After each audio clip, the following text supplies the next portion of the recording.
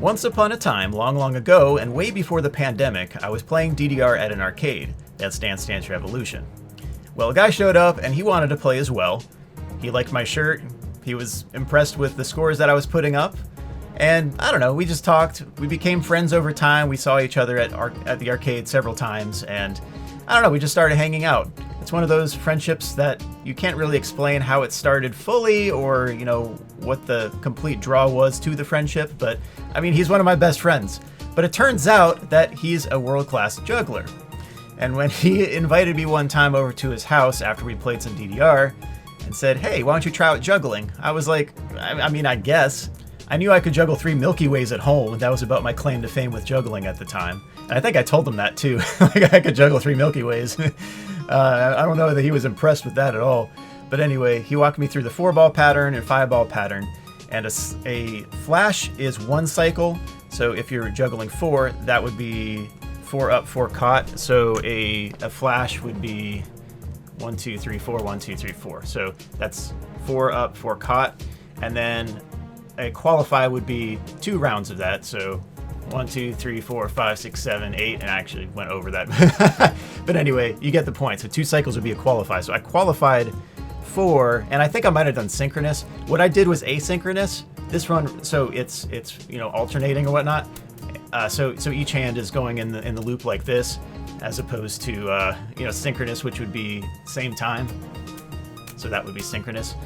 So I still have a lot of slop in my pattern, so I have to work that out. But I got a lot better at 4-ball this year, and I want to walk you through some of the joggling results from this year.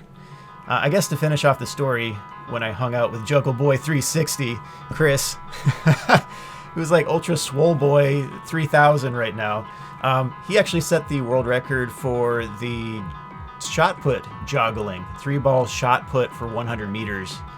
Broke it by about 2 seconds this year. That was crazy. So I ran beside him and filmed him with my 360 cam on that as well.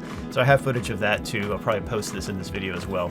But anyway, 5-ball, when I was hanging out with Chris, I did eventually get 1 flash. So 5 up, 5 caught. And that every single one of those patterns was mind-bending because I couldn't fathom how are you going to throw 4 and catch 4. How are you going to throw 5? And it's the same basic throw every time. I'm still not great at 5, but 5 would be 1, 2, 3, 4, 5. And so that would be 5-ball. That's usually done with a cascade. Odd is usually done in cascade. You can do a fountain also. Like this would be a fountain right here. So this would be 3-ball fountain. And it's more this pattern right here. Usually you're going to see a cascade, which is this. This is a really balanced pattern, so you'll see a lot of people do it. And especially with joggling, that's a really efficient pattern for joggling. The funny thing with 4, Juggle Boy was joking around this year about how we should do 4-ball synchronous because we had a virtual Joggling World Championships this year. We've actually had Joggling World Championships in existence since 1980. Fargo, North Dakota was the first IJA, the International Jugglers Association. I mean, it's become a reasonable size event. It's not huge. I think of maybe comparable, a DDR tournament would be a comparable size, just about, but the juggling community overall, those festivals are a lot larger than a DDR community, or a DDR, DDR tournament. So anyway, there are a lot of jugglers in the world, and this year we had the pandemic, so we were COVIDed out of a festival, but we still had joggling virtually. The Joggling World Championships gives out medals and ribbons, so let me show you one of each. So here's a... Oh, it's green screened out! Ooh! All right, you can't see the ribbon, but you can see the actual bronze medal. So there's that. Yeah!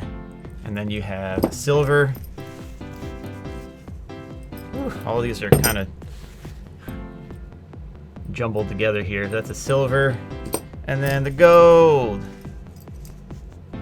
Here you go. There's the gold. Then there's also a ribbon. I think we ran out of medals. I think that's why I got this one. But this was for the 4x200 relay last year. But I've done well at the Joggling World Championships. I know I can get my times down still, and that's always a process, but I mean, I've done very well. Oops. So to get those medals and or ribbons, you have to compete at an IJA Joggling World Championship event, and usually that's done in person. Well, this year it would have been done in El Paso. El Paso, Texas is an extremely difficult city to run a Joggling World Championship at, unless it's indoors, and we didn't have an indoor track. So this would have been outdoors, so the strikes against it. 1, it's 3,740 feet above sea level. That's very, very high up if you want really, really good running times, because the air is not going to be as oxygen rich as somewhere really close to sea level. If you have somewhere like Denver that you want to train in and then go to lower elevation and then just blow everything out of the water, then yeah, that's a good idea. So for training, it's great. But for performance, final world championship, that's really, really tough. That's 1. 2, the obvious thing, it's Texas in July. This was going to be in mid-July, and it's El Paso, Texas. It was going to be super hot. We were super hot. We were going to have to run it either really early in the morning or really late at night. We were talking about running it at like 6 a.m. or 7 a.m. at the start time and then finish by like 9 or 10, because it's just going to be brutally hot. And if we were also outdoors and the weather did not cooperate and it were a major thunderstorm or something like that, then I mean, that could throw off the entire event. So several strikes against it that way. It's just going to be really hot. We were also talking about that midnight type run. We would have luminescent juggling balls, maybe like a DJ, have kind of like a night event, that type of thing. It could have been super cool, but it wouldn't have been super cool temperature-wise even at that time. But anyway, there were several things that would have had to have been worked around for El Paso to be a success this year.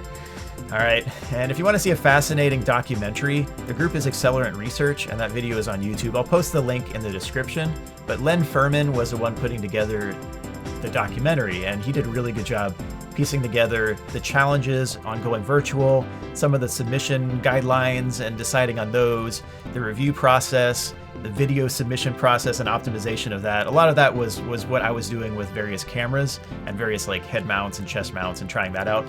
I think that'll help in the future. But anyway, it was really cool, as well as the global turnout. The global turnout was really cool this year. We had greater turnout this year than last time we were in El Paso by a pretty significant percentage, though of course it wasn't a huge turnout last time that El Paso took place. But anyway, yeah, so it was a good turnout for what it was, and we're hoping in the future that more people will be able to turn out once the pandemic is gone and they can access tracks and prove and verify, hey, I ran this length and that type of thing. Sometimes you have to measure with a measuring wheel to confirm. Sometimes you got to get a certificate from the school where it's a certificate of measurement accuracy and that type of thing. So anyway, that's that, but I'll post the link to Len's documentary via Accelerant Research in the description, and it's worth a watch. It's really long, but it's really cool. You also hear some quotes from me and then analysis of some of the runs that I had as well. Just to throw in there as well, Len Fuhrman is definitely a legend at the sport of joggling. His 800-meter times are phenomenal. They still stand as, I think, top 5 all time, and that's really remarkable after all those years. But he's in the Masters division now. He competes on some of those events and still blows a lot of those Masters records out of the water when he runs as well. But anyway, he's an excellent runner even without juggling, but he did a lot of coordination the last several years, coordinating the actual track meet events of the World Championship. So making sure that this event starts at the right time and rounding up the right people and all that. So he did a lot of that. Emily Moore did a lot of the coordination with setting up all the logistics, the entry fees, which events would be part of it, how to arbitrate the new virtual submissions. I mean, she did it. She did so much too. She was the main coordinator, and she set up a great foundation for the next several years if we incorporate the virtual aspect of the meet in the future. So both of those, I would say, legends of the sport. Len, also a legendary runner. And I guess, I mean, Emily can do that too, though. So I don't know, she might surprise me in the future as well with some of her times. So I don't know, we'll see. But anyway, on to some of the joggling results here, and I'll talk through some of the goals I had and the results and all that. So when I started running these 3-ball events, I knew I needed some goals, so I set a goal and a stretch goal for each one of the runs. Anything from 100 meter through 600 meter, I broke the stretch goal that I had, and I was very happy with that. Basically, the goal would be anything I would be okay with, and then the stretch goal would be anything I would be really thrilled with. And I trained very hard. There was a lot of interval work and all that between these time trials and runs. So yeah, it was a lot of work, but it worked out pretty well. The problem is 800 meter and mile. I did not even hit my goal for those two, and my best event in high school was the 800 meter. I really think it could have been the 400 meter, but I just wasn't allowed to run that much. I mean, I ran the 4x400 meter all the time, but that was after several events already run, and usually full throttle. So I didn't have enough time to recover to run a proper 400 meter at any time in high school. And I wish I had that opportunity. That would have been kind of cool. But anyway, I like the 600 meter. I like the 400 meter. I like the 800 meter as well. It's really painful, but I put up some really good times proportionally on that event. But here, I just ran out of time in the time frame to submit results. I was going to rerun the mile because the mile time was from the start of the season. I'm pretty sure I could have run a 5:16 or faster at the end of the season. Quite sure I took a lot of time off my 800 meter running it throughout.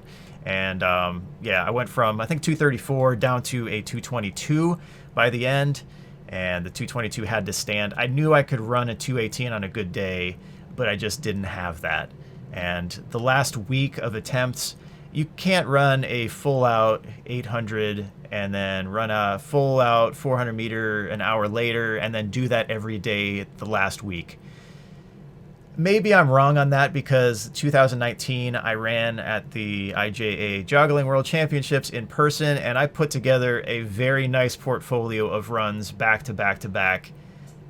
I don't know how I did that. I really don't. So maybe I'm wrong on that, but the way I was doing this was I was spacing out my runs, I should say, and pacing out the paces, I guess, with various goals and stretch goals. And I hit most of those, but I did not hit the 800 meter and I did not hit the mile. It was a full mile, 1,609.3 meters or whatnot, but I went 1,610.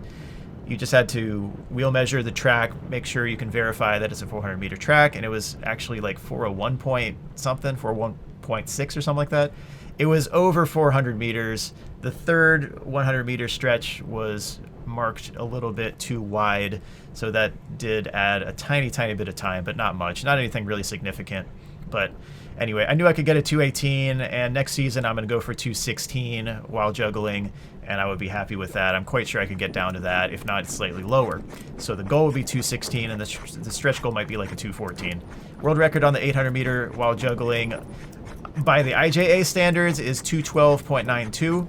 And so I think I could get that with maybe another few years, but I also do have to realize that I am getting older and I'm getting a little bit further away from my prime as well. But I don't know, I'm still putting up my best times and I'm just improving at this point. So I don't know what my prime times would have been had I had full out training or whatever, but as long as I can stay without injury, I'll go for that. The 600 meter did turn out to be breaking the world record by 4 seconds. The stretch goal was the world record at 148.96. I ran a 144.90. And yeah, that's pretty cool. 400 meter, ran a 62.40. That was really nice. I want to get that under 60. I'm pretty sure I could get under 60 with another season of training. I did that toward the end of the season, and I'm pretty sure that's what I could have put up. I had as my stretch goal 62.x, and that's about the limit of what I could have done last year. I just need to get back to leg strength and training up calves and hamstrings and really get I need to get some running blocks. Really my sprint times I wasn't too thrilled with, but I didn't have a nice track to run on. I couldn't run in spikes. I don't have access to those types of tracks. I mean, they have high gates and razor wire on top of them, or police officers patrolling, and I don't want to push that. I already had an encounter at a middle school that I had permission to run on off hours during the pandemic. The gate was open still or whatever, just a regular asphalt track, glorified road with lane markings basically. But I got kicked off the track then. I didn't really want to push it there either. It's just, I don't want trouble. I just want to run. I'm trying to juggle and run. Like, I'm this goofy dude trying to put up times at this world championship, and I'm not trying to bug anyone. I'm not running close to anyone. It was just me and one other dude at the track at that time. And anyway, it resolved fine. Like the previous mayor apologized to me about it, and I was like, okay, but I mean, can I go back and run there? There's also public track, but it's again an asphalt track, really worn down. But since our area is so restrictive with tracks, that place was jam packed. Anytime I drove, I drove there, I would see it and I'd just be like, nope, and just, I don't know. That was it. So just went on a trail. Like, this place has great greenways and trails. So if you're a casual jogger or whatever, it's great if you're trying to maintain health. But if you're trying to torch world records, yeah, this is not the place. And that's a frustration. That may also influence where I am in the future. Like, if I really want to go for running goals and joggling goals and be the best that I can be, like, I'm not aiming to qualify for the Olympics in running. But with joggling, I can break some world records. I can push my best for sure. I just want to see what I can do. But I would have to find a new venue for that type of thing. And that's unfortunate. But anyway, I don't think that's going to change. Maybe the pandemic will open some things up. But even without the pandemic being there, that same stuff was going on. Like, I just don't know. So, whoa, they're after me. So overall, good runs on the 3-ball events. But unfortunately, I couldn't get a good track to maximize my sprint time, so my goals were set accordingly. I really hope to get access to something that I can use spikes on in the future, but I don't know if that'll happen around here. The 600-meter time could also have been faster. I had a run that would have been a 142 or maybe slightly faster. Not much faster, maybe a 141 high, but not faster than that. But the camera fell off my head. My hair just got too long for the current mount, and I had to alter kind of the grip on it. I had to take the top head strap and like pull it over to the side because my hair was getting too long at the time. So when my hair got long, it started to slip off when I was running. So that was a problem. I also tried a different camera for the 600 meter. Maybe that was the 800 meter. Either one. But no, it was a 600 meter also. So I had some snafus with the 600 meter, I guess. But it was too heavy. The GoPro Fusion, it's just a heavier camera, and I had it on the head mount, but it wasn't secure enough, so it kept on like bouncing up and down, and it was like hurting and digging into my forehead. But it also covered one of my eyes on the last maybe 150 meters or so, maybe 200 meters. It was quite a while, but I did end up dropping in the last maybe 50 meters, and I was very frustrated. I may have thrown the camera into the infield, maybe. But I was super frustrated about that one. But anyway, the 600 meter time, it stands as the world record currently. Proportionally, I need to improve that to make it respectable on the 800, to be par with the 800 meter world record.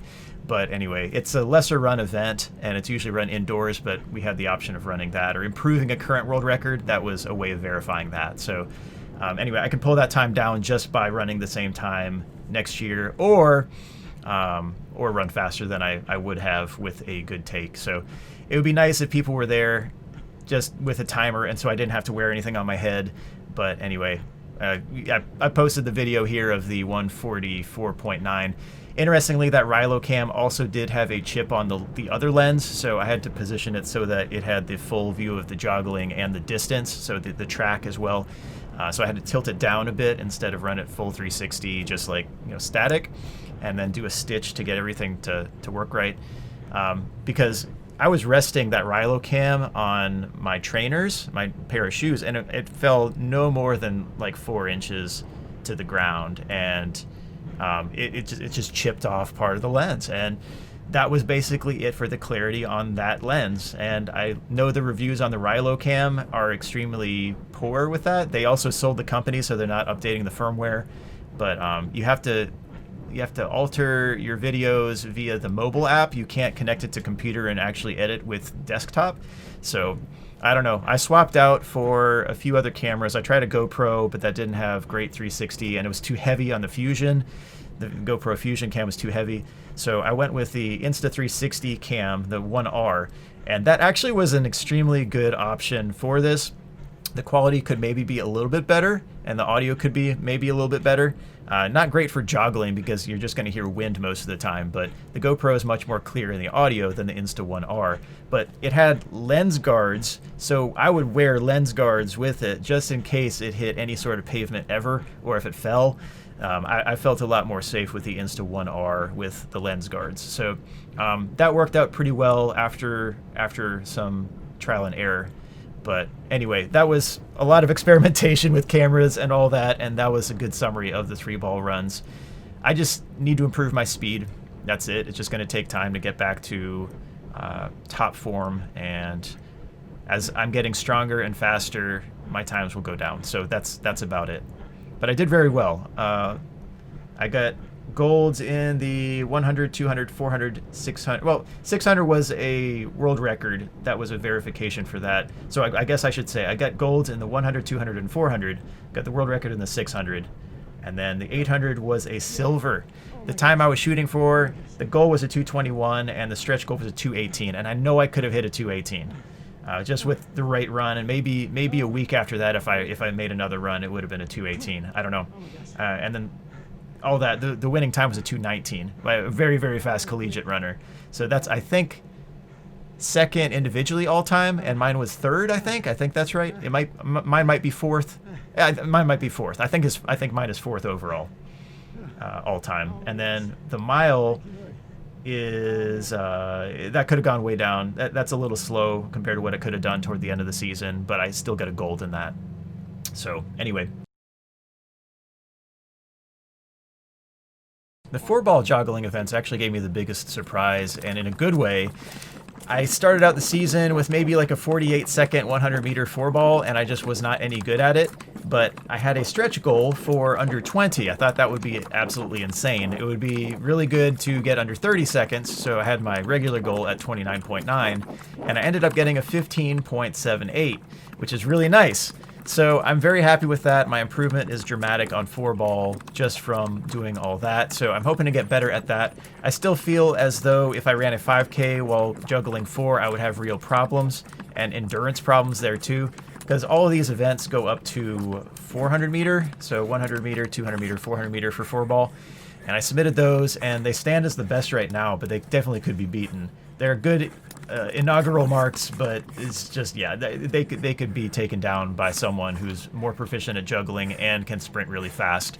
I could take these down with some more work. I could get faster and get better at 4-ball. So those could go down as well, but they're good marks for now. All right. I just need to work on consistency, but my times went way down, and I'm happy with that. The 200 meter, I came in at 40.47. I'm decently happy with that. My stretch goal was 49.9. And I guess these stretch goals were made at the start of the season. I think I could get faster than that now if I tried it. 404 ball, it turned into an endurance issue, as well as there's a little bit of a psychological drain on you anytime you have to really stop, or you drop it all and you have to pick it back up from where you dropped it. So you might have to go back a little bit, backtrack, and then you can continue. It's best not to drop. You avoid all sorts of issues. Just keep your good form and keep juggling, and you should be good. And run fast. That's another key thing. But 149.36, that beats a stretch goal of under 2 minutes. So 159.9 was my stretch goal for that. So I hit all those stretch goals, and I improved tremendously throughout the season. That was pretty gratifying. I like that. So I'll have to get better at 4-ball, and then 5-ball would be my goal. I need to get proficient and put up some competitive times in 5-ball next year. And that's going to take a lot of work. 4-ball, I just need to keep going at that, and then if I can put together a nice mile or 5K or something longer distance, that would be pretty cool in the future as well. I just know it's going to be really draining. It's going to be hard on the shoulders and upper back, and also it's a lot of coordination and focus required for that. So I can't look at the landscape very closely when I'm juggling more than 3 right now. I can go AAA a song on DDR while juggling 3. I did all through DDR Extreme, all the heavy and Oni charts, 9 difficulty and below. That's pretty crazy. So that's cool, but what about 4-ball, huh? What about 5-ball, huh? So I don't know. I keep upping the goals on what I can do, but the expectation isn't that I'll go back and do that with DDR. But 4-ball running, I'm going to need to get better at that so I can actually see the landscape. So if there's a snake on the trail, I'll be able to avoid it. Or if there's a big old tree stump and I'm about to trip over it, I won't. So anyway, I got to get better at 4. But that's the 4-ball. That's a review of that. And yeah, the funny thing about the synchronous 4-ball that Juggle Boy was joking about is if you juggle 2, 2, 2, 2, he bunny hopped when he was joking about it. So he was trying it out. And he was like bunny hop, bunny hop, bunny hop. It just looked pretty funny. So you could do synchronous that way, I guess. But I don't know if that would be against the rules of multiplexing. But I don't know. I went asynchronous for this, and it seemed to work pretty well. So, all right, that's about it.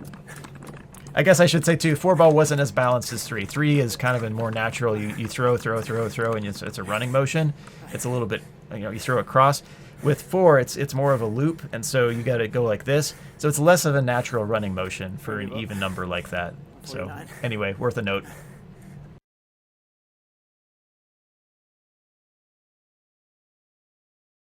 Two, three.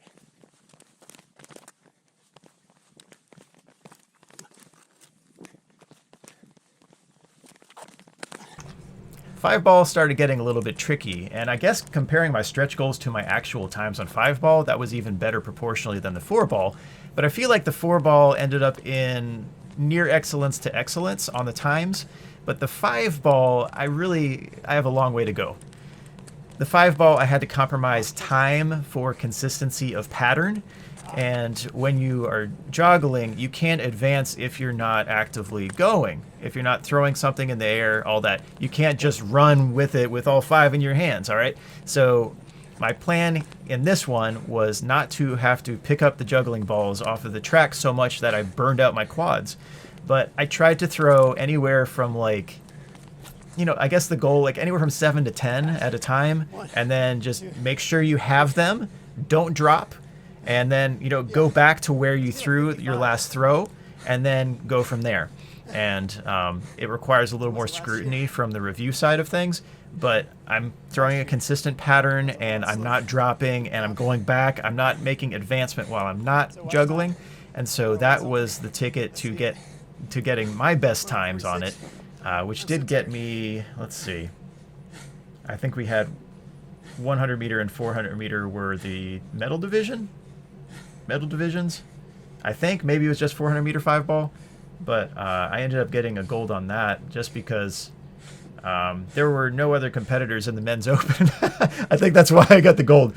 But it did actually, one of those ended up as, I'm pretty sure one of them ended up as a top 10 all-time run. So my speed was good enough that it pulled me to that list, but I can improve my 5-ball so that I'm, rattling off a really nice time. And I guess the mile or 5K test as well with 5-ball, I would not be able to run that yet.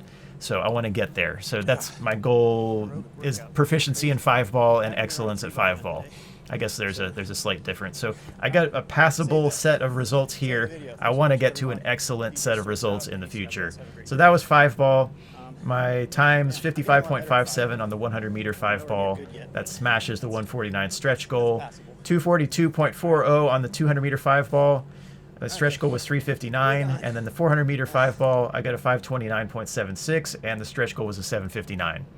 So I smashed all of those stretch goals, and I guess I should be happy, but I also know that I could do a lot better with 5-ball, so I'm not completely thrilled, I guess. I guess the stretch goals were a little less of a thrill than I thought it would be, because I know I can still do better, and I want to improve. So, all right, I want to be the best that I can be. So that's 5-ball. Yeah.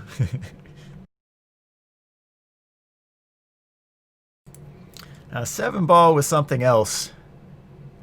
They didn't send me a medal because it was so bad. It was so bad. Juggle Boy still gives me flack for it too, because it was just so bad a run. I tried so hard to get a flash of 7 while going. I didn't stop my watch because I passed the line with advancing with anywhere from 4 to 6 catches usually. And then I would drop the other one. I was using especially small beanbags for that. I was using numbers balls, so they're meant for high numbers and just catching. So I did flash 7 at the end of the run, but I had to go to the shade because it was so stinking hot. And I just went to the shade, and I didn't stop until I actually flashed 7, and I showed it on video and all that. I'm like, okay, look, I have flashed it. I was a little happy with getting 7. So anyway, it didn't, it was acknowledged as a time, but it was not worthy of a gold medal, so they didn't send me a gold medal. I get it. I just got to get better at 7. So I've been practicing 7 a little bit more. So anyway, I got to get good with that and joggling, but that's going to be a really long time. Those divisions at the event, you might have 1 or 2 people at all entering those divisions. Those just are not popular divisions because it requires so much skill, and you have to be at least to a high level of proficiency at 7. But some of those runs that people do with 7, it's so impressive. Like watching like the sole survivor who actually can qualify 7 and run that. It's crazy. It's a walking thing for the most part. But if you look up Thomas Dietz, he has the world record on the 7 ball, and it's really impressive. Yeah, So nice. Juggle Boy was talking about maybe giving a run at 7 ball because he's that caliber, but he went like maybe 3 meters with it, and he's like, I have to do this for 100 meters. And then he's just like, no, he was just like Shark Tank. He's like, I'm out. Like, all right. So that's the level of skill and stamina and determination and focus and like commitment to finish that. I couldn't imagine a 7 ball 400 meter. I mean, that would be crazy. All right. Anyway, that's 7 ball, so that's a short section, but that's all that it really was. So anyway, I hope you've enjoyed this review of my Joggling World Championship times this year, and just in general, the virtual aspect of the Joggling World Championships. It worked out. I thought it was a great success. I had a lot of fun running all of these events. I liked planning out on my calendar when I was going to do this interval workout, when I was going to do an easy run, a long run, just increasing my capacity anaerobically and aerobically just to try to reach a specific goal time. It was pretty cool. And then, when I was going to actually run for a time or all that, also coordinating the various camcorders and mounts. I guess you probably noticed on the 4 ball as well, and the 5 ball, I prefer the chest mount because on the 4 and 5 ball, I have to look up a whole lot. And the view of the camera, I guess the camera could get in the way as well if I'm not too precise with my pattern. But I was looking up, and then I was losing a lot of the catches below. So and also where I was landing. So I had to make sure that I crossed the finish line and then determine like what frame I actually was fully across by the torso. And so determining the time and all that was also. I was capable of doing that with a head mount with 3 ball, but 4 ball and 5 ball became a lot more shaky on that. So the chest mount was a lot better for that. It's just I have to catch out a little bit from my body, otherwise my hands are gonna hit the camera, and that might throw off a throw, or also I had a juggling ball land on the record button one time, and it stopped the recording. So with the Rilo cam's button's really sensitive, and I don't know why they made it like that, but they did. So the GoPro, the Rilo, the Insta360 1R, those are all different cameras that I tested out, but the head mount was best with 3 ball, and the chest mount was best with 4 and 5. And then 7, I mean, I guess chest mount, but I was just really bad at 7. So anyway, I'll get better at 7. That's the plan. Outside of the competitive aspects of joggling, there are other benefits as well. Some may not be as overt as others, but let me go through a few of those. I mean, there's self-improvement, so you're running as fast as times as you can. You're being the best version of yourself. There's also the obvious health benefits of running and juggling, so those are pretty self-explanatory. But a few that may not be as apparent, well, one, the focus aspect of it. I feel a lot more focused after I run and juggle versus when I just run. Or if I run and play, or if I play DDR and juggle as opposed to just play DDR, that also increases my focus, and it feels as if it's building up your brain's ability to focus, and it is a very noticeable thing for me. The other thing is the aerobic net benefit. So not just the health benefits, but also the aerobic net benefit, to where if I'm running at 7-minute mile pace and juggling, I'm getting a better aerobic workout than I would be running at 7-minute mile pace without juggling. And I feel as though I get the same workout by being easier on my legs, especially hips, knees, ankles, any joints in the legs. I mean, it feels as though I'm letting off of those joints, but also getting the same workout. I don't know, I do know some jogglers who use weighted beanbags, like 1.5 pounds, and they use those for upper body workouts as well. And so that adds to the aerobic and a little bit of an anaerobic strain as well. But that can be used to improve aerobic capacity as well. But yeah, it's you can be like Juggle Boy, juggle shot puts. I mean, 11-pound and 16-pound shot puts, because you can do both of those. That's not where I'm at strength wise, but man, Hercules over there can set world records doing that. I think a fitting conclusion here, though, would be to go back to the juggling community as a whole. Now, jugglers are a subset of jugglers, but even with a larger population of jugglers, not a whole lot of jugglers are able to piece together a livable wage by just juggling. A lot of them have part-time or full-time jobs to supplement the income. Some have to piece together gig after gig after gig, or maybe they're contracted out at a mall, or maybe they get a cruise ship that they perform some shows at. Those are cool gigs, and doing what they love to do, they put in so much practice doing that, and they're extremely impressive things that the juggling community puts out. If you ever see a juggling show, I would recommend check it out. And now with more virtual aspects because of the pandemic, I'm hoping that some of those carry over and that we can pivot a little bit and be able to, I don't know, really appreciate juggling even on a virtual level, and be able to support jugglers who do what they love to do and do it to excellence and do it to a world-class level, and yet may not have enough via gigs, especially during this time of pandemic. So anyway, just an acknowledgement of the respect that I have of the amount of work it takes to become excellent at juggling, as well as the oft need that a juggler will have because it's not as appreciated an art, really.